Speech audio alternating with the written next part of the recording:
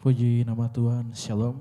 Shalom. Karena berkatnya pada kita pada malam hari ini kita masih dapat berkumpul bersama-sama di tempat ini untuk melaksanakan serabah kita. Namun sebelum kita memulai serabah kita, mari kita satu dalam doa. Kita berdoa. Tuhan, terima kasih atas segala penyertaan-Mu Tuhan, hingga kami tiba di tempat ini Tuhan. Tuhan, sebentar lagi kami akan memulai serabah kami Tuhan. Sertailah kami Tuhan dari awal berdengan hingga berakhirnya pada kami Tuhan, serabah kami. Tuhan, inilah doa kami dalam nama anak-Mu Yesus Kristus, kami telah berdoa. Haleluya, amin. Amin.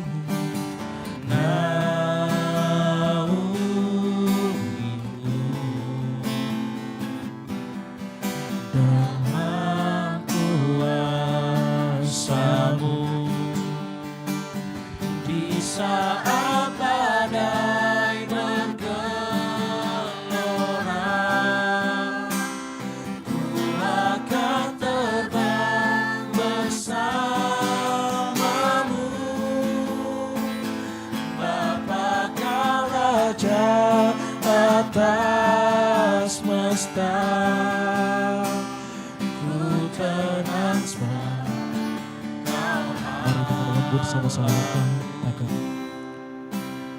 Di saat badai bergelora, ku akan terbang bersamamu. Bapa kau Raja atas semesta, ku tenang sebab kau Allahku. Di saat badai bergelora, ku akan terbang bersamamu. Bapa kau Raja atas semesta, ku tenang sebab kau Allahku. Ku tenang sebab kau Allahku. Ku tenang sebab kau Allahku.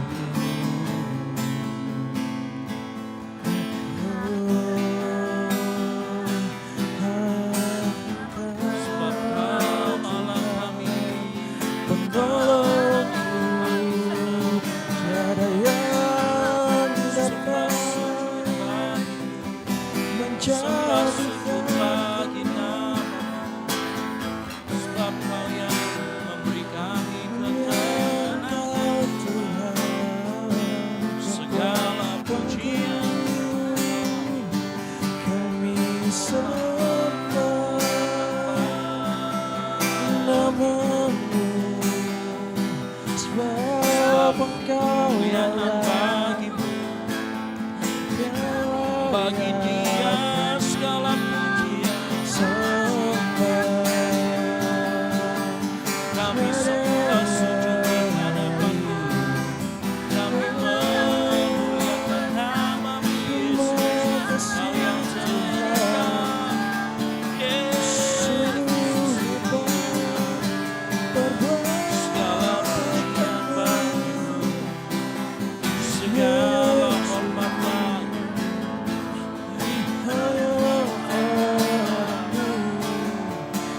Sembah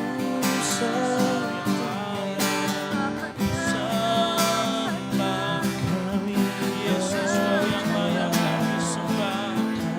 Yesus Kau yang layak kami puji. Yesus Kau segala-galanya dalam hidup kami.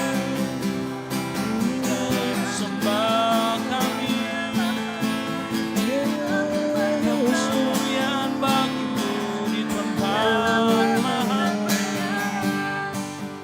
Yesus. Amin. Yes. Yesus. Tuhan, tiba saatnya kami akan Amin. dan mempelajari kebenaran firman Tuhan. Kiranya Segala sahabat kami dapat berdoa dengan lancar Tuhan. Kiranya apa yang kami pelajari pada malam hari ini Tuhan kemuliaan dapat menjadi rema bagi hidup kami Tuhan, dan dapat kami praktekkan dalam kehidupan kami sehari-hari Tuhan. Tuhan, ini doa kami Tuhan. Dalam nama anak-Mu Yesus Kristus kami telah berdoa. Haleluya. Amin. Amin. Amin. Shalom. Shalom. Oke, baik. Malam hari ini kita akan belajar bersama. Kita akan mengulang, kita akan ngobrol mengenai khotbah yang ada di minggu lalu. Saya rasa kita semua sudah dikasih suruh untuk menyiapkan pertanyaan ya, kalau nggak salah ya. Udah ya, nanti coba boleh di tim, saya seneng ini kalau kita sedikit berdebat. Dalam arti begini, yang tim sebelah kiri akan melawan tim sebelah kanan. Ya kan gitu ya. Jadi silakan nanti pertanyaannya di yang sebelah kiri, tanya dulu ke sebelah kanan. Saya cuman memperhatikan saya, baru yang di sebelah kanan silakan tanya sebelah kiri ya kan gitu ya. Oke, jelas ini ya. Yang akan melemparkan pertanyaan duluan siapa yang mau duluan? Yang mau duluan? Atau yang mau menjawab duluan siapa? Yang mau bertanya duluan siapa? Atau mau shoot dulu ya, shoot dulu kalau gitu yang di tengah sama Muan. Shoot dulu. Yang kalah yang ditanya. Gunting batu kertas ya. Oke, silakan. Sebelah kiri boleh Muan duluan, siapa aja boleh. Silakan bertanya tentang khotbah minggu lalu ya. Kasih pertanyaan yang menjebak kalau perlu. Kalau yang sampai nggak bisa jawab sebelah kanan saya. Oke, silakan. Siapa ya? Yang mau bertanya? Nggak apa-apa, taruh aja handphonenya di atas, jangan kayak nyontek aja di bawah. Oke, silakan. Yang mau bertanya siapa nih sebelah kiri saya? Mon, oke. Mon, silakan Mon, bertanya. Langsung. Nah, itu ada mic-nya, langsung tanya aja. Baik, berkaitan dengan khotbah hari Minggu kemarin, Pastor, teman-teman semua. Jadi ada satu poin yang saya sempat garis bawahi, itu adalah menjadikan Tuhan itu sebagai pusat dalam doa kita gitu. Jadi bukan diri kita yang menjadi pusat di dalam doa. Mungkin di sini saya mau minta pendapat teman-teman adalah gimana sih caranya kita mengukur doa kita itu sudah memusatkan Tuhan, ataukah doa yang kita panjatkan itu masih memusatkan diri kita sendiri gitu. Oke. Saya tambahkan sedikit ya biar tambah sulit di sana. Karena tenang aja saya akan gini. Jadi ada namanya antropomorfisme. Antropomorfisme itu artinya yang berpusat pada manusia. Nah, yang ditanyakan sama Muan ini menarik. Karena apa sih parameter bahwa doa kita itu doa yang tidak berpusat kepada manusia. Permasalahannya kan begini. Doa itu kan kita minta sama Tuhan. Ya kita minta ya apa yang menjadi kebutuhan kita. Lalu bagaimana kita bisa tadi kita juga minta tapi bukan kita pusatnya. Nah itu PR-nya masalahnya. Gimana kita bisa berdoa, ya kita minta sama Tuhan tapi bukan kita pusatnya. Silakan. Sebelah kiri saya. Langsung aja jawab. Kalau yang tahu jawab. Langsung. Kira-kira bagaimana? Langsung. Atau langsung kalau mau nanggapin langsung open mic langsung ngomong aja. Silakan. Firman Tuhan kan bilang di Yakobus, kalau kita mungkin kita berdoa tapi kita tidak meminta apa yang Tuhan kehendaki begitu. Iya. Firman Tuhan bilang, mungkin kamu berdoa, kamu minta tapi itu sesuai kebutuhanmu, tapi itu bukan untuk kemuliaan Tuhan begitu. Sedangkan kita kadang-kadang memang minta sesuai kebutuhan. Cuma itu mungkin tidak selaras dengan kehendak Tuhan. Jadi kita mungkin harus kembali lagi ke firman Tuhan. Dari mana kita tahu itu untuk kemuliaan Tuhan atau tidak? Mungkin itu yang kita pertajam lagi. Dari mana? Kasih gitu langsung. Kalau dari mana kita tahu kita itu untuk kemuliaan Tuhan atau tidak? Saya kalau misalkan kita kan nggak tahu apa yang di hati orang ya. Benar nggak teman ya? Kita nggak tahu nih apa yang di hati orang. Bisa aja Pak, Tuhan saya minta sepeda motor Tuhan. Supaya saya melayani Tuhan itu mobilitas saya bisa. Tapi kebutuhan kita. Tapi siapa yang tahu motivasi kita itu untuk kemuliaan Tuhan? Nah, coba ayo. Parameternya bagaimana? Itu yang mau tanyakan. Nah lanjut. Silakan kalau kasih mau jawab aja langsung. Ayo. Arnold, apa parameternya?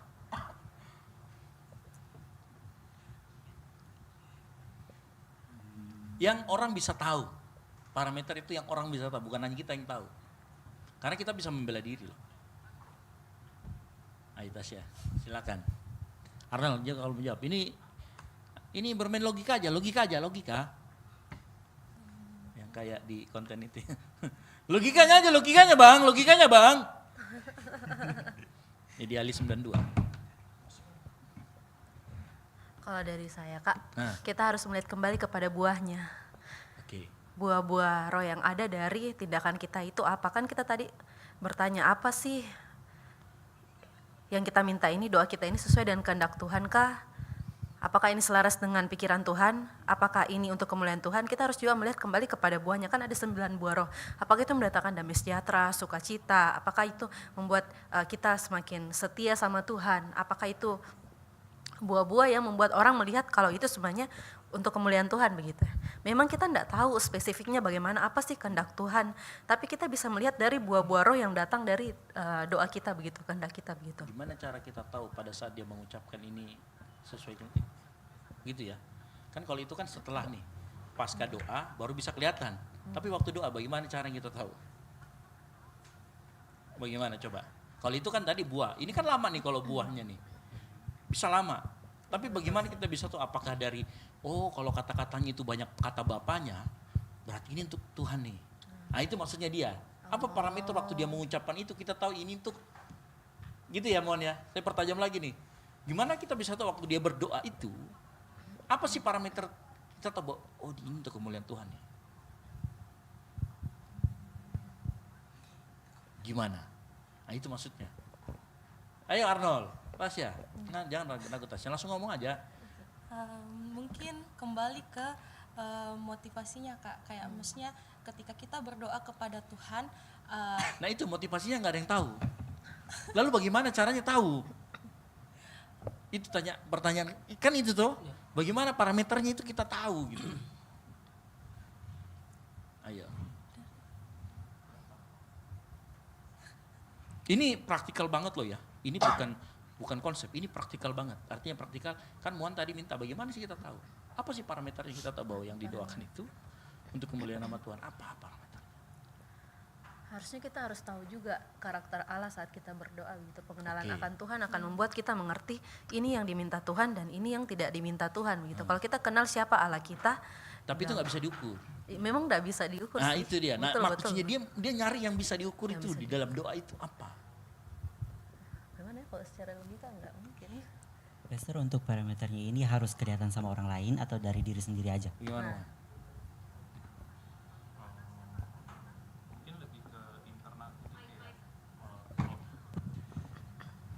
Jadi mungkin ini buat jadi parameter diri kita sendiri gitu. Jadi kayak apakah doa yang saya panjatkan kepada Tuhan itu Tidak berpusat pada diri. tidak berpusat pada diri saya sendiri, tapi itu berpusat kepada Tuhan gitu. Itu yang sebenarnya dari Berarti minggu internal kemarin saya mau Ji, tanya. berarti nggak perlu terlihat. Kalau internal bagaimana? Nggak sulit Ji nih. Bagaimana kita bisa tahu? Ya harusnya Tahu sendiri lah ya. Karena kan dalam diri sendiri ya. Motivasinya lu yang tahu sendiri. jadi kayak misalnya kembali kita memperhatikan doanya kita. Apakah ketika kita berdoa itu doanya kita itu sudah sesuai dengan kehendaknya Allah, yang dimuliakan itu Allah. Jangan sampai kayak misalnya kan nanti kita berdoa kepada Tuhan tapi Tuhan tidak menjawab doanya kita, ternyata doanya kita itu salah karena yang kita minta itu untuk kemuliaan diri kita sendiri, bukan untuk memuliakan Tuhan. Bagaimana caranya kita bisa tahu bahwa yang kita minta ini betul pure dari diri kita sendiri atau untuk Tuhan gitu. Bagaimana caranya kita bisa bedakan gitu. Karena kan kadang ini kan berbicara tentang internal pribadinya kita sendiri. Nah, sekarang kalau jawabannya bahwa kembali dari kita ketika kita menaikkan doa kita ini tujuannya untuk kemuliaan nama Tuhan, kembali lagi. Karena begini, kalau kita berdoa kita nggak tahu gitu ya. Kadang kita nggak tahu bahwa yang kita naikkan ini pure untuk Tuhan atau pure untuk dirinya kita sendiri, karena kadang kita sendiri nggak bisa bedakan gitu. Nah, apa yang maksudnya apa yang membuat kita sadari bahwa ini betul-betul untuk Tuhan, doa kita ini untuk Tuhan gitu. Kalau saya sih Kak mungkin kembali lagi ke dirinya kita, seperti yang Eve tadi katakan bahwa kalau kita memiliki pengenalan akan Allah, pasti kita betul-betul tahu apa yang Allah mau dalam kehidupannya kita, apa yang menjadi misi Allah, apa yang menjadi tujuan Allah dalam kehidupannya kita. Jadi ketika kita pun berdoa pasti kita meminta hikmat dari Tuhan, bilang Tuhan apakah yang saya doakan ini sudah sesuai dengan kemauannya Tuhan, sudah sesuai dengan kehendaknya Tuhan. Dan ketika kita berdoa kan kadang kita mengatakan tetapi kehendakmu lah yang terjadi, bukan kehendakku. Dan bagaimana kita bisa mengerti kehendak Tuhan, apa yang Tuhan mau dalam hidup kita, yaitu melalui pengenalan akan firman Tuhan. Sama seperti Elia, kan Elia tidak minta dalam pembacaan minggu lalu itu, dia tidak minta secara spesifik Tuhan menurunkan api ke atas persembahannya itu, tetapi kayak di situ Elia berkata, Tuhan kami mengagungkan Engkau. Pertama dia mengagungkan Allah, dia mengakui kehebatannya Allah.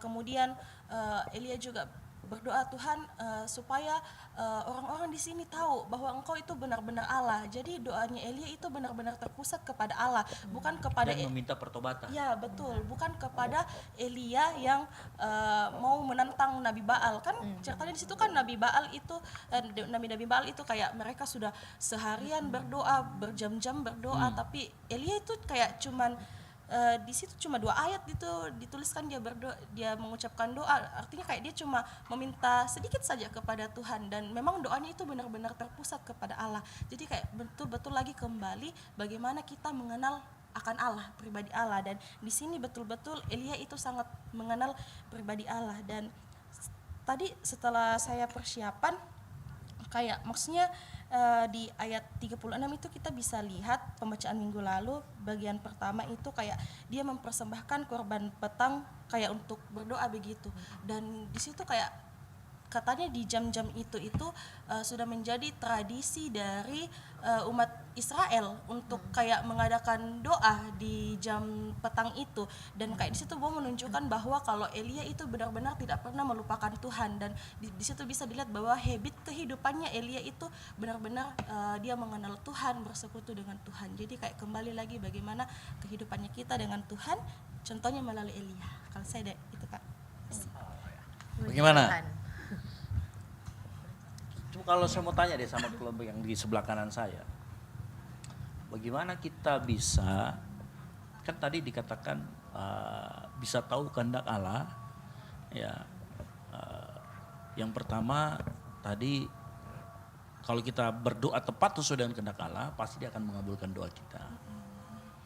Nah, secara spesifik, gimana kita bisa tahu kehendak Allah?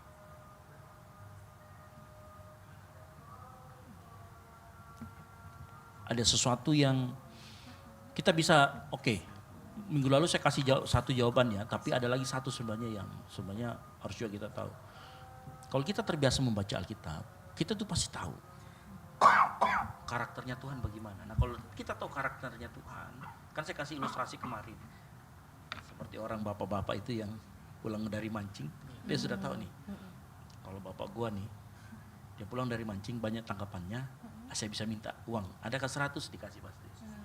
Kenapa? Karena kita tahu karakternya seperti apa. Nah salah satu mengetahui karakter Tuhan kan lihat Alkitab. Tapi ada lagi satu yang penting juga, yang bisa kita bisa dibisikin. Apa itu? Ada lagi satu. Pengalaman pribadi bukan. Ini pribadi. Tapi ada satu, selain kita membaca firman Tuhan, ada lagi satu. Pengalaman pribadi harusnya dengan Tuhan. Itu secondary. Kesaksian. Oke, ada lagi yang lain. Ada lagi satu. Penting ini buat kalian tahu. Apa? Sebelah kiri. Kira-kira tebak aja. Mengerti identitas kita. Oke, identitas kita oke, tapi bukan itu. Ada lagi. Ada lagi satu. Dan itu ada ayatnya. Apa ya? Ayo, ada. Ayatnya itu ada. Siapa yang paling tahu tentang Allah? Siapa yang bisa menyelidiki hati Allah? Roh Kudus. Iya. Roh Kudus. Roh Kudus. Itu adalah jaminan kita bisa mengetahui roh kehendak Allah. Kehendak Allah, betul-betul. Iya kan? Iya. Makanya Tuhan kasih kita Roh Kudus di setiap kita. Pada saat kita dipenuhi Roh Kudus, maka saya bisa pastikan pada saat engkau berdoa penuh dengan Roh Kudus, bukan berdoa bahasa roh ya, berdoa penuh dengan Roh Kudus, saya bisa pastikan apa yang kamu minta itu sesuai dengan kehendak Bapa. Karena waktu kamu penuh dengan Roh Kudus, apa yang kamu katakan pasti penuh, itu pasti dari bisikan Roh Kudus. Betul-betul. Memang Nah ada di kalangan kita di karismatik itu percaya bahwa saat kita dipenuhi Roh Kudus, saat Roh Kudus diam dalam kita, Roh Kudus kan Roh Allah juga, tapi sekarang diam di dalam kita. Dia bisa berbicara dengan kita, dengan manusia roh kita. Makanya dikatakan di dalam Yohanes 4 nanti menyembah orang, menyembah Tuhan dalam roh dan kebenaran. Karena Allah itu roh, makanya dikasih kita rohnya. Kita percaya Roh Kudus ada dalam diri kita. Dan setiap kali Roh Kudus kita berdoa, kita minta pertolongan Roh Kudus supaya kita tepat apa yang mau kita doakan. Karena seringkali yang kita kayak tadi yang dikatakan tuh, waktu Elia ngomong mengenai doanya, Elia nggak ngomong tentang api. Seolah-olah ada yang membisikin dia, yang Tuhan mau itu pertobatan, bro. Seolah-olah ada yang ngasih tau dia, Tuhan mau itu pertobatan bangsa Israel. Dan ternyata kan benar kan, kemurahan Allah itu adalah supaya kamu bertobat. Loh, Roh Kudus yang sama ngasih tahu ke Paulus, Roh Kudus yang sama ngasih tahu ke Elia. Elia sama Paulus tidak pernah ketemu, tapi mereka punya nafas yang sama. Waktu menuliskan itu, Roh Kudus mengilhami Paulus. Elia juga diilhami oleh Roh Kudus. Sama nggak? Sama. Makanya Paulus bisa nulis. Kemurahan Allah itu dimaksudkan untuk pertobatanmu. Jadi waktu Elia berdoa itu, saya yakin dan percaya walaupun nggak ditulis di situ, tapi itu Roh Kudus kasih tahu dia. Itulah pentingnya kita kemudian mengerti di dalam diri kita ada pribadi ketiga. Dan kita bisa selalu minta pertolongan Roh Kudus saat kita berbicara sama Tuhan. Supaya dia revealkan kepada kita, dia kasih tahu ke kita. Gak ada salahnya Tuhan, Bapak Roh Kudus, bantu aku berdoa. Ya kan, bahkan di dalam ayat lain di Alkitab, pernah gak kalian situ waktu kalian lagi sakit hati, lagi menangis-menangisnya, gak tahu mau doa apa. Saya mau kasih tahu, waktu kamu sedang seperti itu, kamu minta Roh Kudus, berdoalah, bantu saya berdoa kepada Bapa. Mungkin yang kita lakukan itu mulut kita cuma nangis, tapi di titik itu saya yakin Roh Kudus itu ngasih tahu roh kita. Makanya kita adalah berdoa di dalam roh, tapi bukan bahasa roh ya, berdoa di dalam roh. Berdoa di dalam roh artinya kita dilingkupi Roh Kudus sehingga apa yang kita katakan itu sesuai dengan kehendak Bapa. Makanya roh membantu kita berdoa dengan bahasa yang tidak. Betul tidak? Ya. That's why saya mau kasih tahu, kalau ada Roh Kudus dalam dirimu, kalau ada Roh Tuhan dalam dirimu, kita bisa minta pertolongannya. unik ya. Tuhan mau kita minta, Tuhan mau kita belajar dari Alkitab, tapi Tuhan mau juga kita minta pertolongan Roh Kudus saat kita berdoa. Jadi bayangkan, kita mau komunikasi, Tuhan sudah siapkan jalurnya, Tuhan siapkan penolong, Tuhan siapkan yang lainnya. Supaya doa kita dikabulkan.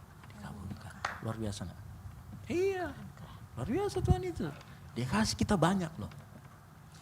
Kan begitu. Pastor, saya mau bertanya boleh? Boleh. Ini kan kayak apa ya? Mungkin pertanyaan umum dan sebenarnya agak gimana ya gitu sebagai anak muda tentunya orang Kristen gitu.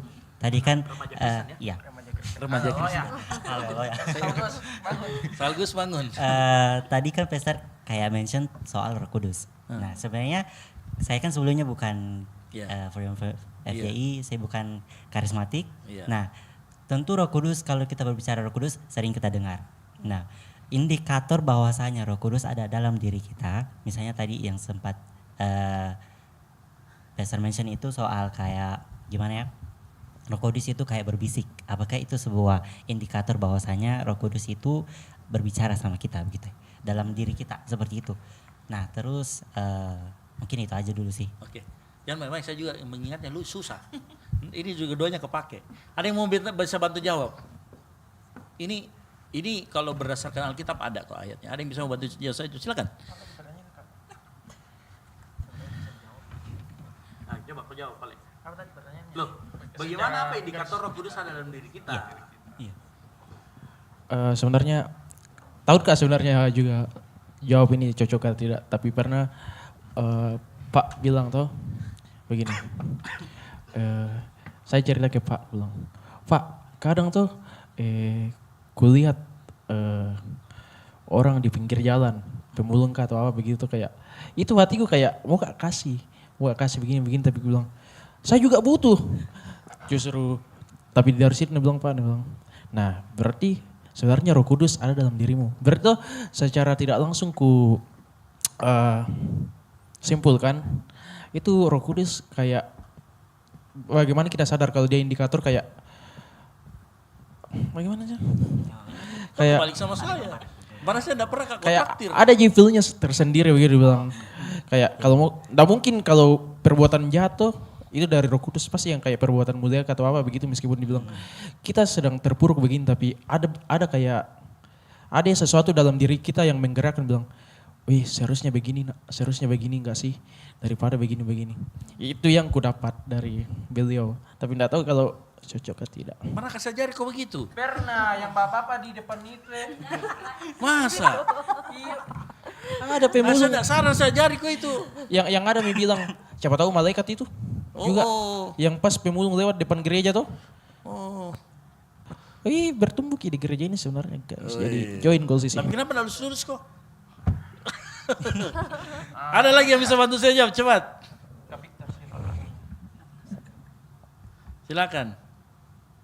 Ada?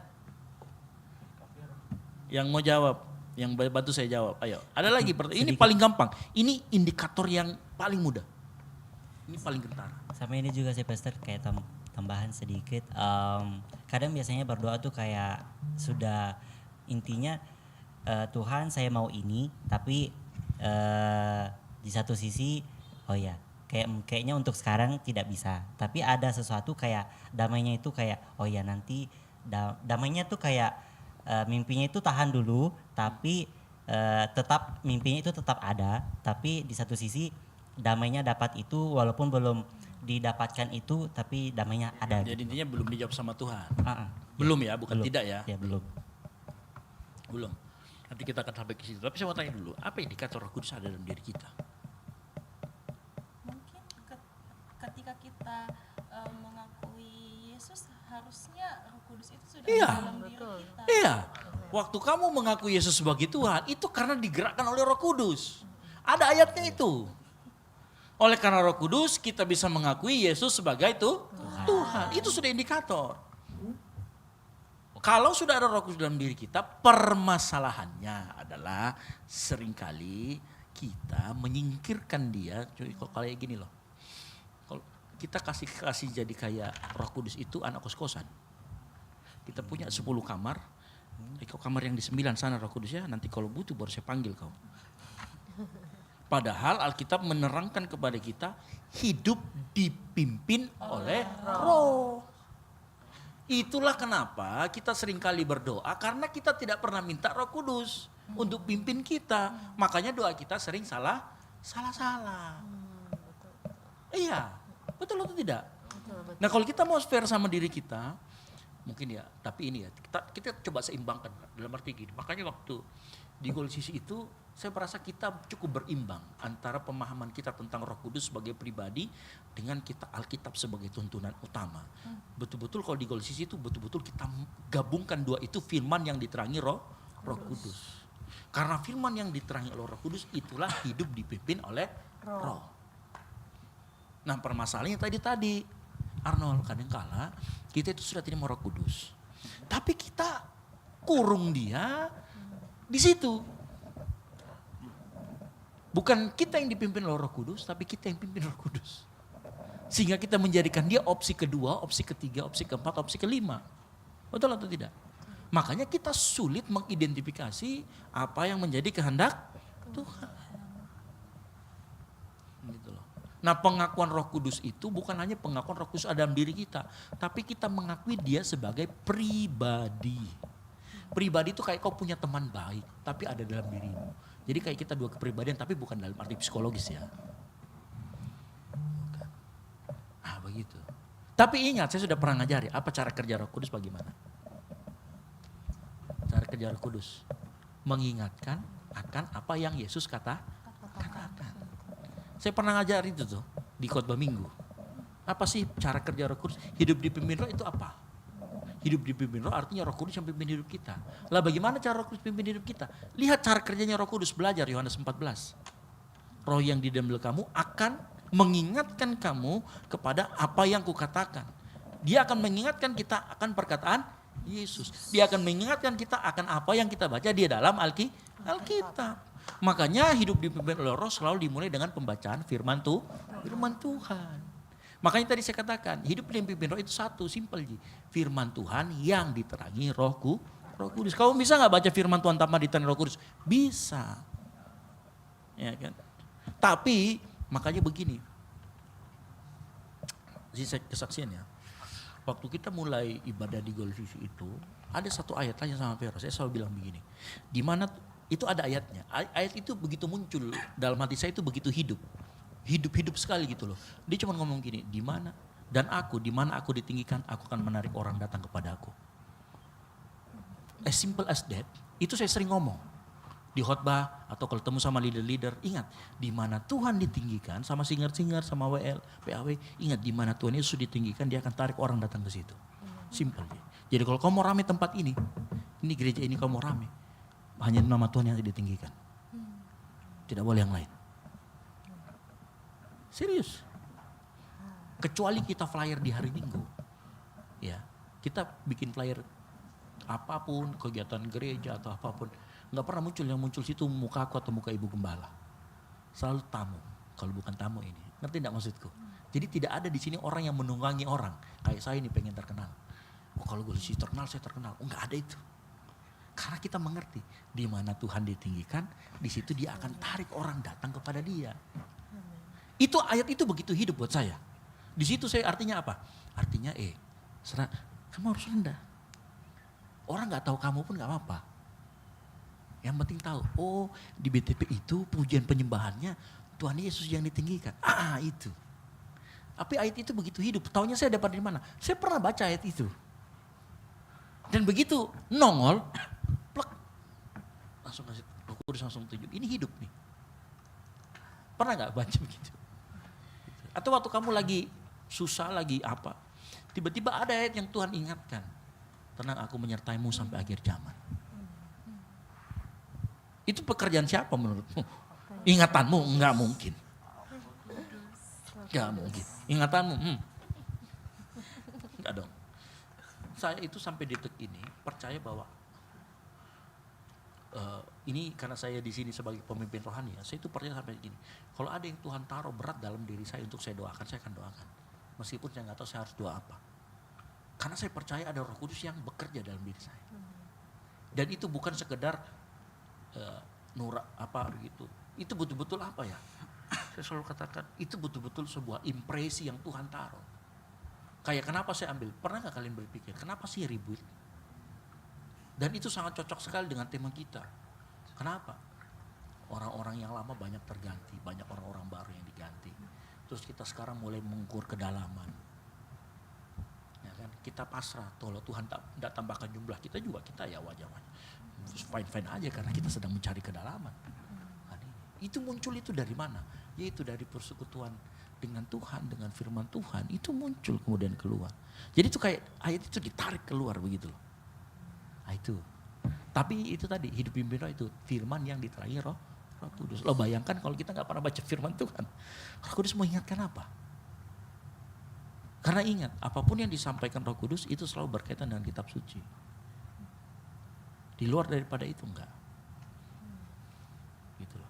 Nah disitulah kita bisa membedakan yang mana suara hati nurani cuma sekedar hati nurani, yang mana betul-betul Roh Kudus. Karena Roh Kudus itu pasti dia akan mengingatkan sama firman Tuhan kok. As simple as that. Kau tahu kan itulah kenapa kadang-kadang orang datang ke hamba Tuhan. Mungkin karena pikirnya hamba Tuhan ini baca firman tiap hari. Saya kan gak baca firman. Jadi ini, kan begitu. Terus pertanyaan keduamu tadi, kadang-kadang ada yang Tuhan, apa? Jangan dulu belum. Cuma tanya jawaban doa itu ada berapa? 3. Apa aja? Ya, Salah. Jawaban doa Tuhan itu hanya ada 2, ya atau tidak. ya atau tidak, betul-betul. Disuruh nunggu pun juga ya atau tidak. Kalian itu salah dalam pengkategorian. Itu karena ajaran-ajaran yang dulu-dulu. Makanya gini ya, saya ajari kalian di sini itu harus kritis. Bahkan terhadap saya pun kalian harus kritis. Kalau saya salah misalkan suatu saat, ajak saya diskusi, saya lebih suka. Nah orang itu sering salah pengkategorian begitu. Tunggu dulu itu apa? Ya atau tidak juga ujungnya. Loh, bahkan kalau Tuhan bilang belum ya, itu berarti iya tapi nanti. Iya dong? Iya tapi nanti. Nah kalau iya tapi nanti, tapi begini, kalau iya tapi nanti, it mean ada proses yang kamu harus hadapin. Ada proses yang kamu harus lalui. Begitu. Ya kalau tidak ya ngapain kamu kejar? Iya tuh. Betul tidak? Betul. As simple as that gitu loh. Logic. Iya kan? Betul tidak? Ya sudah. Ya kan? Terus contoh misalkan gini. Kak, saya ada dorongan begini. Saya tahu itu dari Roh Kudus atau tidak, bagaimana caranya? Buat saya simple begini, segala sesuatu yang baik dan memuliakan nama Tuhan itu dari Roh Kudus. Simple itu. Nah, bagaimana kita tahu motivasi kita bagaimana? Dirimu yang tahu. Makanya sering-sering ngomong begini, selidiki aku ya Allah, seperti lagunya Daud. Iya kan? Selidiki aku ya Tuhan. Uji hatiku. Itulah maksudnya. Supaya, saya pernah ngajarin juga di khotbah saya bilang, berlakulah seperti Daud. Daud itu selalu minta supaya hatinya untuk terus diuji. Karena hati kita itu hari ini benar nih. 5 menit kemudian bisa gak benar. Percayalah. Makanya selalu minta sama Tuhan. Tuhan selidiki hatiku. Kamu minta apapun, minta Tuhan selidiki hatiku Tuhan. Reveal, kasih tunjuk sama saya bahwa ini salah, bahwa ini benar. Tuhan bisa kasih tunjuk. Contoh. Kalian ingat kan, waktu ada di gereja ini, ada yang mengaku dari sebelah ke sini, minta dibaptis. Waktu dia ngomong sama saya, dia ngadep sama saya, ya mungkin pertama karena insting saya petugas ya, jadi saya nggak trust gitu loh. Tapi waktu dia datang seperti itu, saya minta doa sama Tuhan, Tuhan kasih tunjuk saya orang ini sebenarnya siapa. Kasih tunjuk saya, gimana caranya. Minta uji sama Tuhan. Tahu apa yang terjadi? Dia tembak WhatsApp-nya di PC di bawah. Dan kita baca semua. Dan akhirnya kita tahu.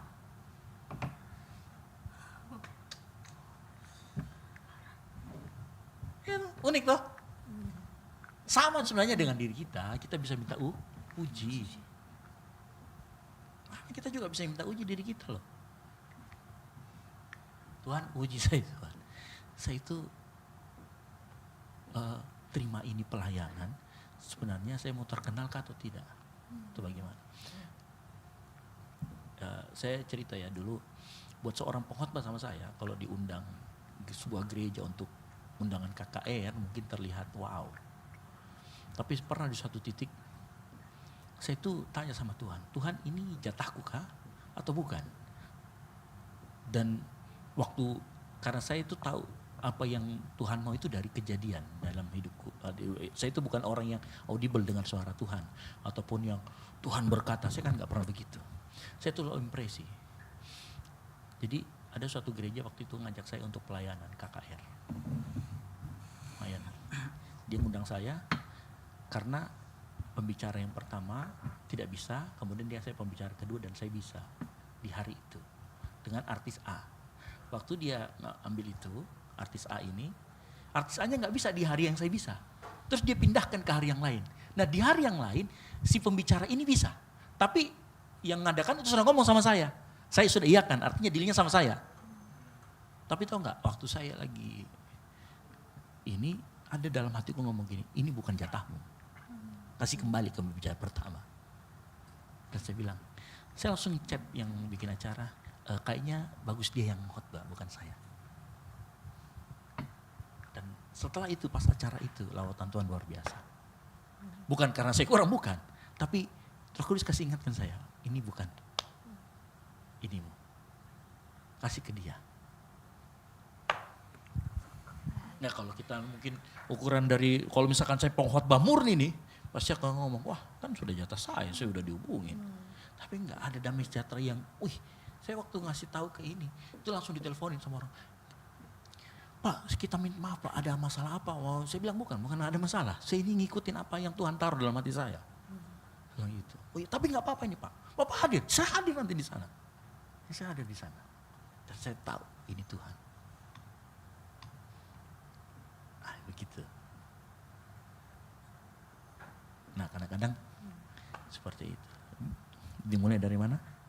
Tadi baca Alkitab. Saat kita berdoa kita minta pertolongan Roh Kudus. Gitu loh. Oke? Silakan sebelah kiri, kanan bertanya sama sebelah kiri. Ada pertanyaan. Kan itu kan sambungan. Ini bukan pertanyaan baru lagi dong. Oh, takut sekali ditanya. Cepat, ada yang mau bertanya sebelah kanan? Silakan. Nah, cari pertanyaan yang tidak bisa dijawab.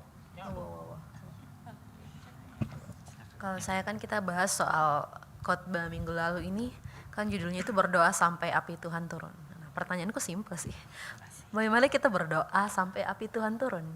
Ini kan cuma metafora, tapi kalau kita lihat dalam kehidupan pribadi kita, bagaimana kita berdoa sampai memang Tuhan setuju, ya balik lagi ke tadi, yang Tuhan memang menghendaki itu yang kita doakan begitu. Tapi kan kita enggak tahu begitu. Elia kan berdoa, dia enggak sebut Tuhan turunkan api seperti nabi-nabi Baal itu. Tapi Elia cuma berdoa supaya datang pertobatan, supaya Tuhan dimuliakan pada saat dia berdoa itu, Tuhan bekerja begitu.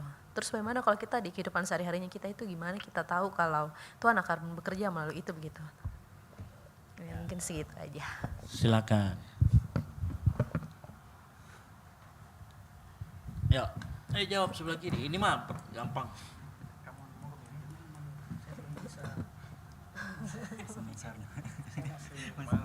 Masih lo nih.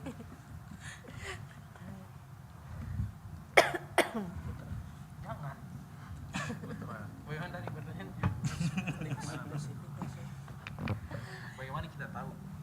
Iya, bagaimana kita berdoa sampai api Tuhan turun? Bagaimana kita berdoa sampai api Tuhan turun? Bagaimana kita tahu sampai api Tuhan turun? Sebenarnya itu kita nggak bisa tahu sih sebenarnya itu Kak. Sampai api turun. Kecuali memang bakalan langsung tok terjadi di situ. Kalau saya itu. Karena kan kita nggak bisa baca masa depan atau bagaimana tuh. Betul-betul juga sih. Tapi ya itu tuh kapan kita tahu kalau memang itu yang didoakan memang terjadi, misalkan kita bilang Tuhan mau kayak begini, besoknya tank jadi, oh berarti api Tuhan turun. Jawab dong. Tapi kan nggak pernah seinstan itu ya. Nah, itu kan tergantung iman masing-masing.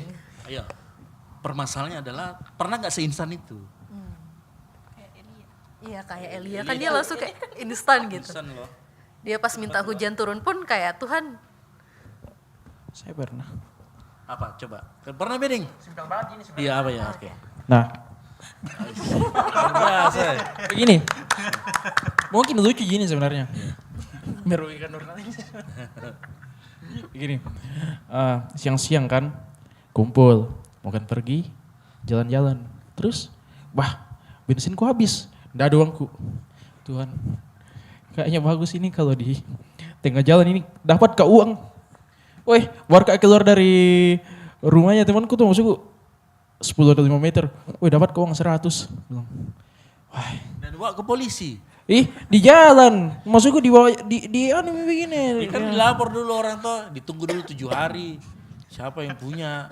Banyak juga nih orang teraja. Tidak berangkat gitu Pastor. Nah itu maksudku kan, Wika serius saya bilang di dalam hati bilang, Tuhan butuh sekali kau uang Tuhan. Tapi nyatanya tiba-tiba ada. Itunya kan dibilang pintu instan, enggak tahu kayak itu dari Tuhan atau tidak. Tapi pasti merugikan orang lain itu tuh karena enggak kasih kembali. Iyalah. Sorry Tuhan.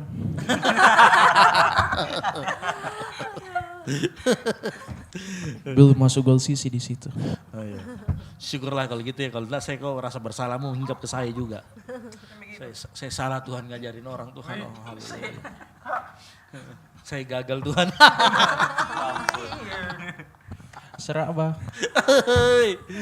Oke, ada yang mau tanggapin bagaimana? Kenapa bisa kadang-kadang kok jawabannya instan tapi kadang-kadang Tuhan. Kadang saya berdoa kalau mau pergi, Tuhan jangan dulu ini hujan turun, tunggu dulu saya sampai di sana. Terus tiba-tiba berhenti hujan, pas sampai langsung hujan lagi. Itu kan instan. Cuma kan kayak dalam kehidupan sehari-hari kalau kita lagi dalam kekhawatiran, lagi berbeban berat, lagi betul-betul kayak kita mau melihat suatu mujizat begitu. Sama seperti apa yang Tuhan turunkan bagi Elia begitu. Apalagi kalau sesuatu yang spektakuler yang kayak begitu tuh membuat kita terafirmasi sekali ya. Seolah-olah kita itu kalau Tuhan jawab itu kita jadi orang pilihan Tuhan. Betul atau tidak? Kita ini diurapi Tuhan, kita itu kayak afirmasi kita disayang Tuhan. Gitu. Nah, itu mindset kita. Nah, gimana? Jangan kau berpikir keras, Victor.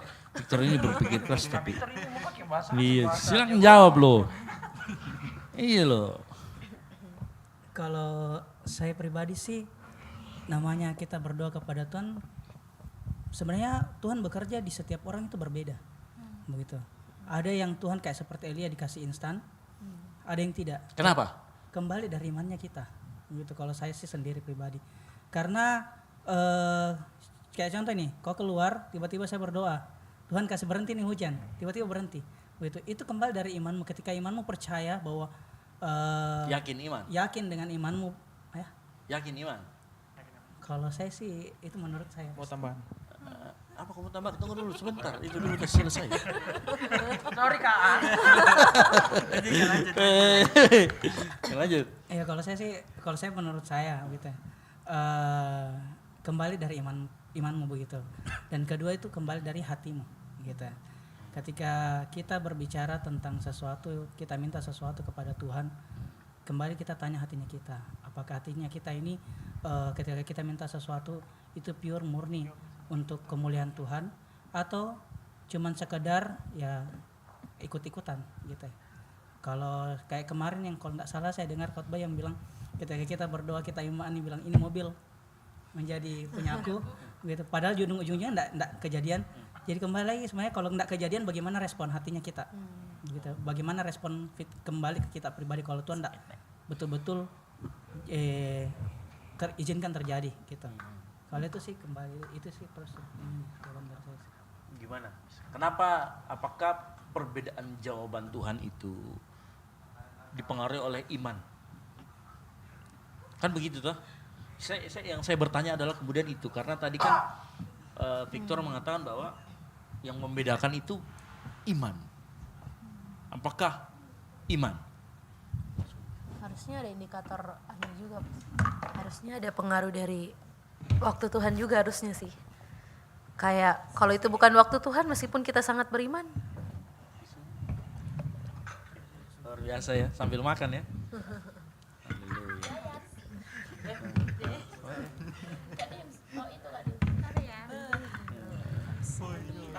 Tadi boleh juga akuanya itu diambil. Wih, luar biasa ya. Keren. Ini sebenarnya acara apa sih? Tahu crispy. Tahu crispy, wih, luar biasa tahu crispy-nya. Oke. Oke. Acara ini sangat Kopi pandan.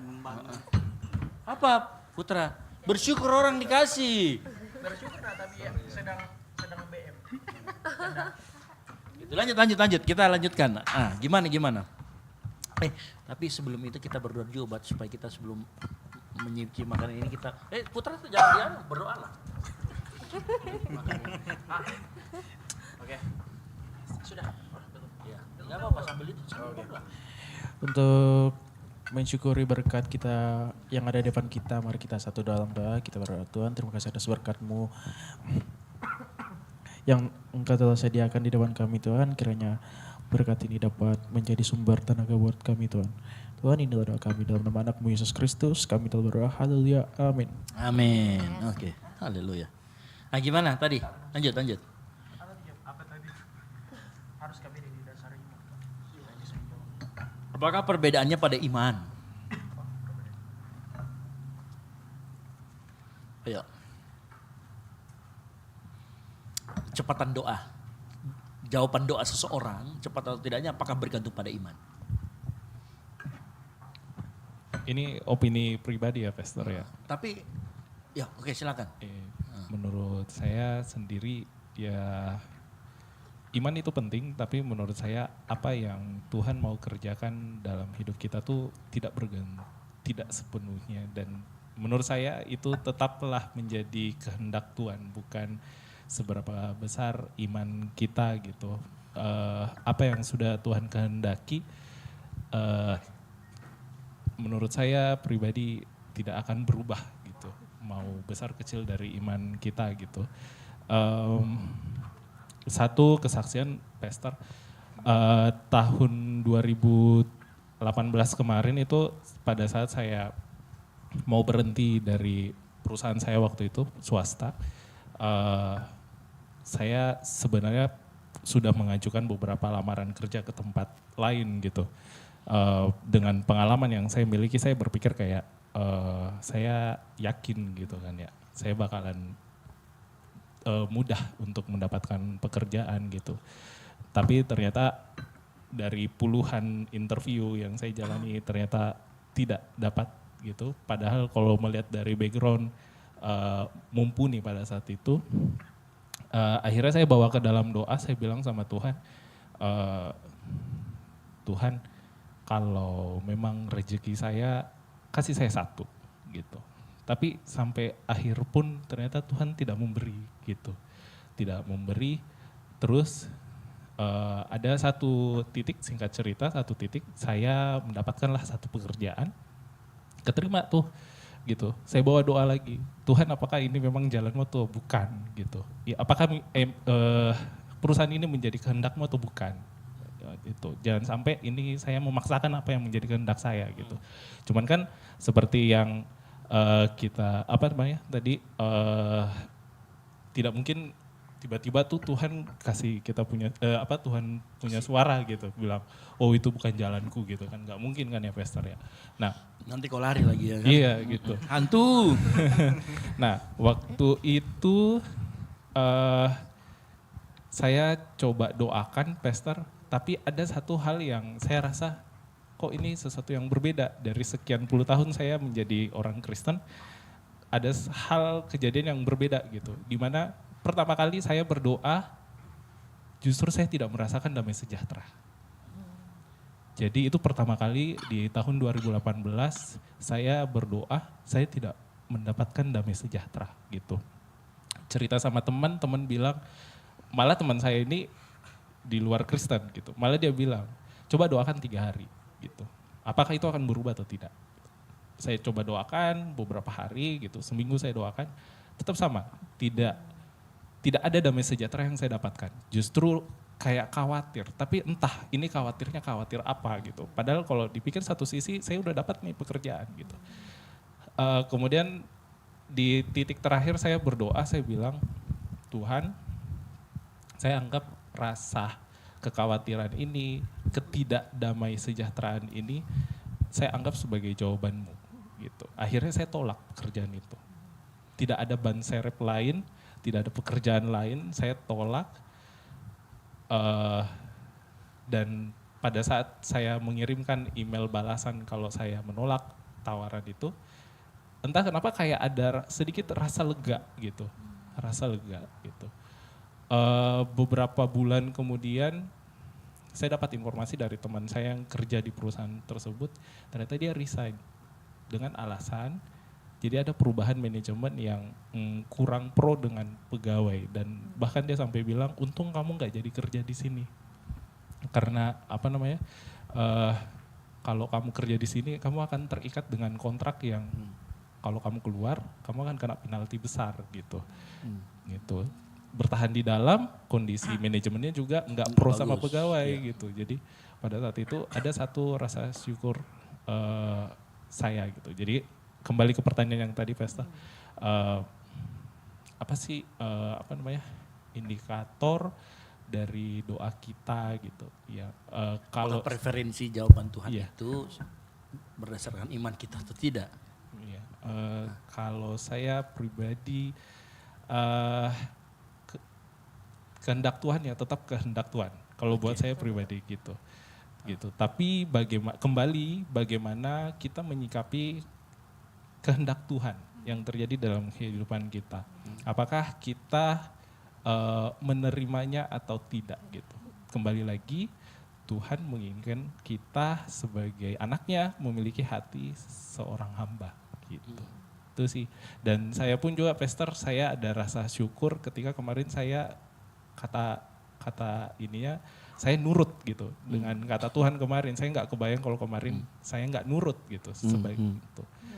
Bakalan kejebak pada satu perusahaan yang kurang baik gitu. Itu sih Pastor dari saya. Kesaksiannya luar biasa nih. Oke. Ada lagi? Tepuk tangan, kalau mau tepuk tangan enggak apa-apa, jangan ragu-ragu sambil dimakan ya di depan itu ya. 5 kali mau kuhe. Baru satu. Ya. Tapi ada yang bisa jawab tadi?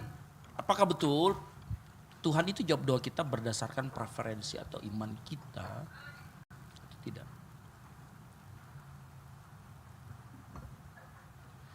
Artinya nanti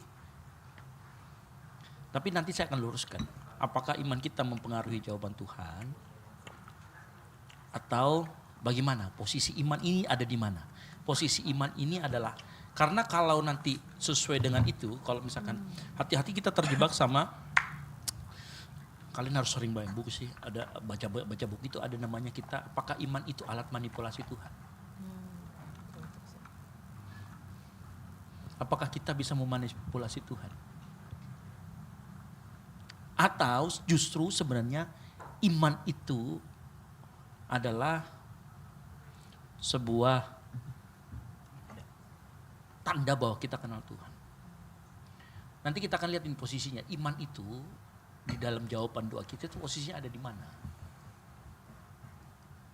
Apakah dia sebagai alat atau kemudian sebagai dasar utama? Nanti kita harus tahu dulu itu.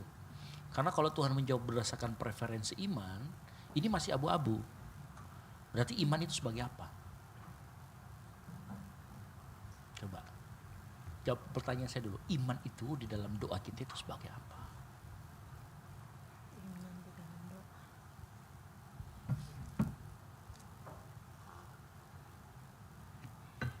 Itu coba kira-kira.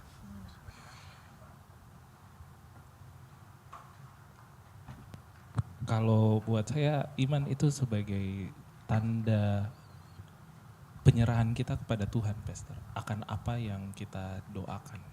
Oke. Gitu sih. Sebelum kita sampai ke situ, apa itu iman? Iman adalah dasar dari segala sesuatu yang tidak kita lihat. Oke, itu Ibrani 11. Lalu kemudian apa itu iman?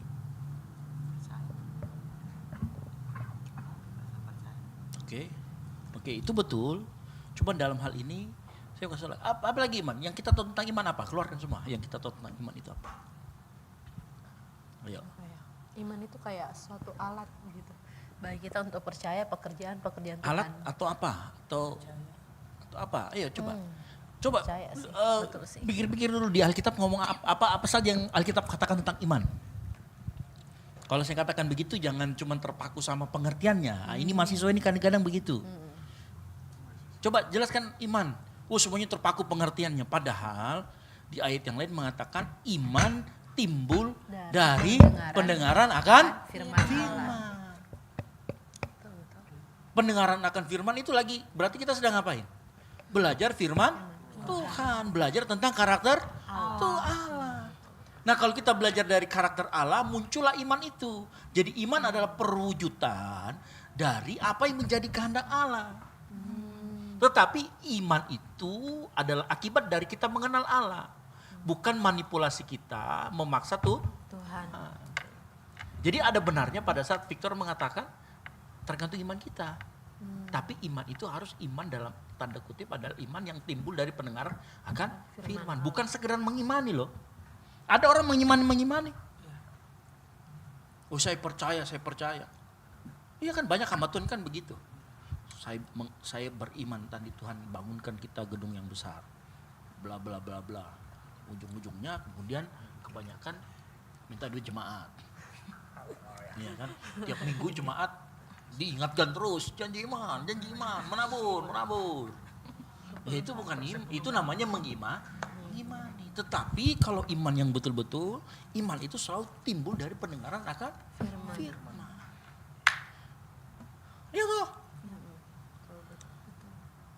Kalau iman yang benar, pasti betul apa yang Victor katakan. Iman itu kemudian menjadi bukti bahwa kita terhubung dengan Tuhan dan di dalam iman kita itu ada kehendak Tuhan di dalamnya.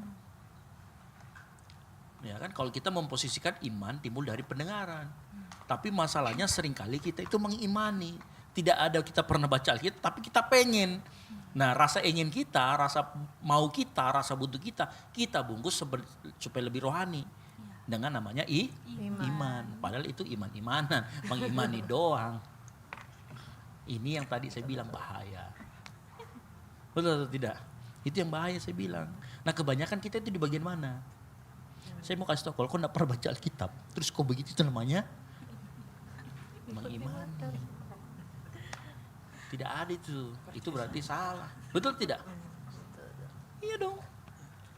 Nah itu. Iya, benar kan?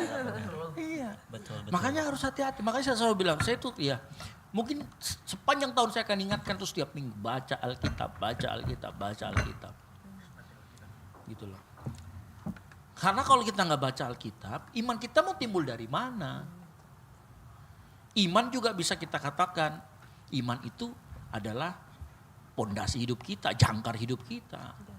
Supaya kita nggak goyang. Gitu. Timbul dari pendengaran akan firman.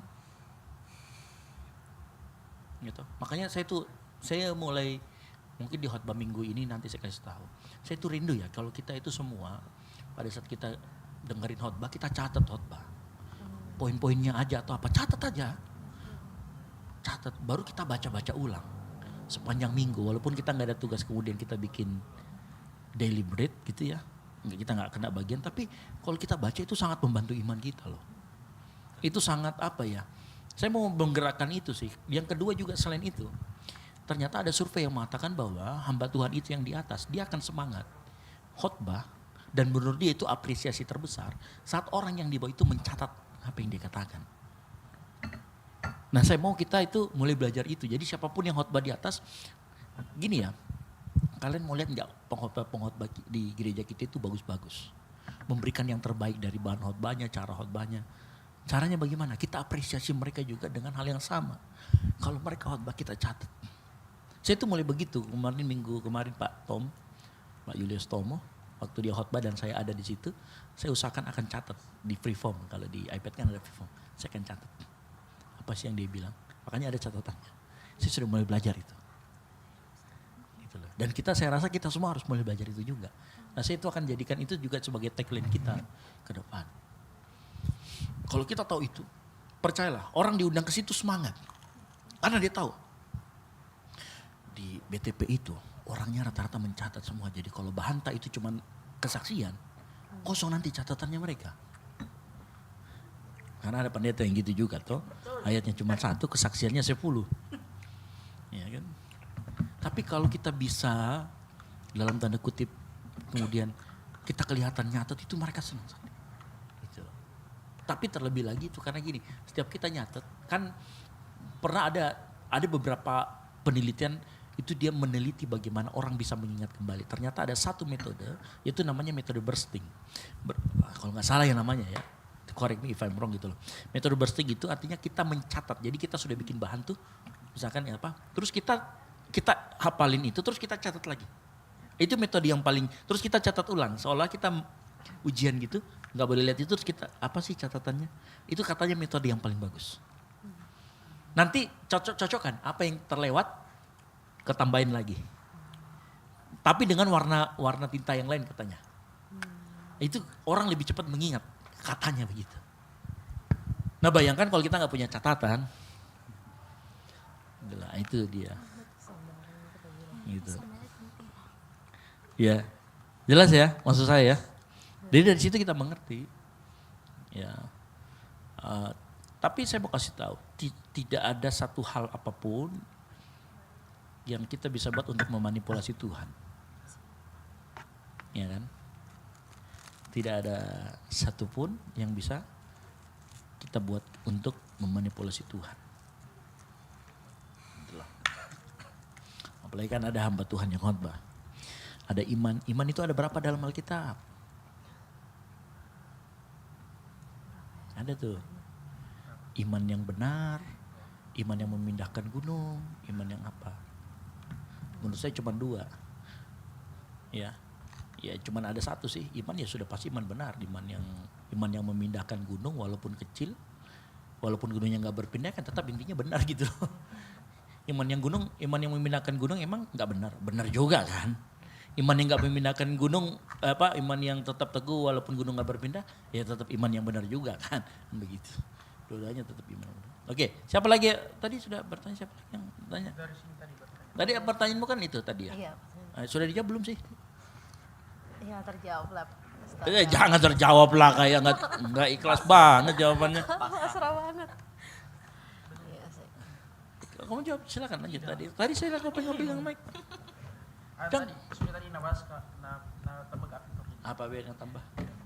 Yang tadi yang sikap hati, karena kemarin ku sempat selesai khotbahnya Kak Cero, bertanya saya bertanya Kak, kadang kalau berdoa Kak, padahal kayak aku imani Mi, tapi kembali tadi Mi bilang iman. Jadi oke, saya sadar. Ya, makanya baca firman tuh. Iya, baca firman Tuhan. Saya mau kasih tau ya, saat kita baca firman Tuhan itu, tanpa sadar hati kita itu kayak dikalibrasi sama maunya Tuhan. Ngerti enggak maksudku? Tanpa sadar. Kalau kita sering baca firman Tuhan itu. Siapa yang suka di sini baca novel? Siapa lagi suka baca novel? Novel apa yang kamu baca suka? Kata-kata yang sering muncul di situ kamu akan gunakan. Tanpa kamu sadar. Ngerti maksud saya? Nggak usah begitu deh. Itu lagu Veronica. Karena sering kita dengar tanpa sadar, mandi Ki. Menyanyi Veronica. Betul tidak, Putra? Tidak pernah Kak kita nyanyi Kak, demi. Saya tidak pernah nyanyi itu. Loh, tapi benar gak sih? Itu berarti apa yang kita dengar ternyata itu dia bisa mempengaruhi kita punya kebiasaan. Jadi makanya saya bilang jangan, Kak, enggak aku mengerti ini, enggak aku mengerti. Jangan, baca saja dulu. Gitu loh. Serius, apa yang kita baca, kan waktu kita baca kan kita menggunakan semua indera ya. Termasuk otak kita pakai itu. Jadi proses kita baca Alkitab itu proses kita sinkronisasi, apa namanya, kalau di ibaratnya Alkitab itu iCloud, handphone kita itu sedang sinkron dengan isinya Alkitab. Sering lagi tukar-tukaran data gitu loh saat kita baca Alkitab. Nah semakin kita sering sinkron, maka tanpa sadar nih kehidupan kita itu rasanya kayak Alkitab gitu loh. Ngerti maksudku ya? Itu. Makanya ya mungkin tagline kita berikutnya baca Alkitab gitu loh. Iya. Iya serius. Supaya apa? Supaya pada saat Tuhan kasih tahu kita sesuatu untuk didoakan, itu betul-betul karena maunya Tuhan gitu loh. Ngerti kan maksudku ya? Iya kan? Nah biasanya kalau kita terhubung sama iCloud atau apa, kan kita bisa tahu ada updatean kah, ada apakah, ada apakah. Betul tidak? Dan itu kapan terjadinya? Saat kita baca Alkitab. Saat kita baca Alkitab, updatean Tuhan ada, kita cepat downloadnya tuh. Langsung kita renewing kembali tuh. Apa yang terjadi? Handphone kita yang dulu mungkin waktu kita buka WhatsApp sering error-error, begitu diupdate bugnya hilang, betul tidak? Hidup kita diperbaiki lagi tuh. Terupdate lagi gitu. Dan begitu cara kerjanya. Bayangkan, padahal kita baca Alkitab itu nggak perlu ya harus 1 hari habis 1 kitab kan enggak lah. Ya kayak kita makan kita makan kan 3 kali sehari. Putra berapa? 5 kali? Enggak. 1. Jadi kan gitu kan. Kalau kita baca Alkitab 1 pasal 1 hari itu 9 pasal, maka 9 bulan 989 bulan kita selesai. Kalau kita membacanya satu pasal 3 pasal sehari, itu bisa 1 tahun 1 atau 2 bulanan lah selesai. Gitu loh. Terus baca lagi. Percayalah, baumu itu kayak ini, bukan sekedar ini. Kamu akan jadi kenal Tuhan lebih dalam. Dan di situ Iman sudah mulai bermain gitu. Oke? Ada pertanyaan lagi dari kiri atau kanan? Silakan. Apa? Simpel. Orang berdosa itu boleh berdoa atau tidak? Apa? Orang berdosa itu boleh berdoa atau tidak? Boleh? Boleh berdoa atau Boleh tidak? lah. Terus kenapa dijudge? Hah? Pernah ada. Yang judge siapa? Saya sama Kristen. Oke, berarti manusia toh? Ya manusia. Nah, terus? Saya pun jawab. Sebenarnya awalnya bingung kak. Gue bilang, ada sebenarnya yang betul ini tapi. Maksudnya betul statementnya tentang ini bilang, kau berdoa betul jika perasaan begini kau begini. Kena lagi nih tapi biar. Perasaan setiap hari kau begini. Tapi bilang, ya memang hidupku seperti itu tapi kalau giliran berdoa saya mungkin Tuhan tahu atau Anda juga percaya. Tapi saya tidak pernah main-main kalau dibilang soal doa begitu. Maksudku ya doa apa sih yang mau dimain-mainkan soal doa? Even maksudku bercanda itu pasti tidak bakalan jadi bilang berdoa nak begini atau tidak bersumpah. Tapi pas waktu itu aku bilang sebenarnya sakit hati nak waktu dibilang kok orang begini. Betul juga kak berdoa itu. Padahal waktu itu kayak betul-betul kak aku bilang Tuhan begini. Tapi tiba-tiba ada yang begitu tuh kayak bilang orang berdosa kan boleh kayak memang berdoa begitu ya. Tapi kembali yang siapa ke podcast yang bilang kalau manusia yang tinggalkan saya tidak apa-apa tapi saya lebih takut kalau Tuhanku yang tinggalkan. Jadi kembali ke yang tapi itu kan. Yang tinggalkan Tuhan bagaimana? Nah itu Tuhan tegur saya tapi ya. Nah makanya itu kayak bilang dekat-dekat ke sini saya. Canda maksudku. Kita remaja Kristen ya harus sabar. Jadi kayak bersyukur aku bilang saya punya komunitas yang maksudku ajari toh. Maksudku Saya perasaan paling sering menghakimi. Nah betul, maka dari situ saya belajar harus lebih sabar. Maksudku kalau yang receh-receh sebenarnya, tapi maksudku receh-receh tapi tetap nyesek begitu tau, tapi bilang receh-receh aja sebenarnya itu tidak mau tahu itu penghakimanku di gereja 10 kali lipat dari hamba. Ya, saya sudah terbiasa tapi maksudku Kenalkan kami Golisisi, gereja Kami- yang menghakimi putra. enggak, no guys, kita itu komunitas yang membangun. Semuanya ada tujuannya. Dikasih begini karena saya orangnya keras banget, keras kepala banget. Makanya dikasih 10 kali lipat jadi, tapi aman. Saya punya support system yang baik di sini dari Pak, Mak, Kak Cero, teman-teman, jadi Masih sehat di mental di. tidak. Tapi Kak, di situ kayak bingung aku bilang, mau ku apa ini orang ya? Tapi aku bilang, Tuhan kayak itu Roh Kudus di sini, asik Roh Kudus. Bilang, maafkan sajalah, maafkan. Meskipun bilang sakit, tapi dari situ kayak aku bilang, oke. Kayak enggak ada juga gunanya kalau nak pikir itu yang anunya manusia, tapi nah kembali ke pertanyaannya. Oke, kembali pertanyaan. Sudah Mi? Ya. Oke, silakan ada yang mau jawab. Ini lagi dia curhat. Nggak bisa ke orang berdosa itu berdoa. Terus dia melihat dari kasusnya. Kayak di judge gitu maksudku. Iya. Buat nak kesalahan maksudku. Ya hidupku kayak Nggak lulus. bukan. Maksudku Coba yang jago biar coba kayak kasar mikir. terkadang apa segala macam yang tapi pas di foto waktu itu yang dicekrek di sini. Maksudnya di repost ya karena ganteng kadang asik bercanda. Tiba-tiba ada itu statement itu. Berdoa betul juga itu maksudku. Apa maksud? Maksud, weh kita sedang menyembah Tuhan ini bro. Nggak mungkin kita main-main. Meskipun biasa main HP tapi itu yang nggak terima sekali Kak. Maksudnya, weh bersungguh-sungguh ki berdoa tapi bilang, weh berdoa aja betul juga gitu. Bilang, sini kok. Oke, silakan ada yang mau nanggapin. Ayo. Saya Coba langsung ngomong. kalau saya sangat-sangat boleh karena pasti semua manusia itu berdosa. Sudah dekat mic Tasya, kayak mau menyanyi orang.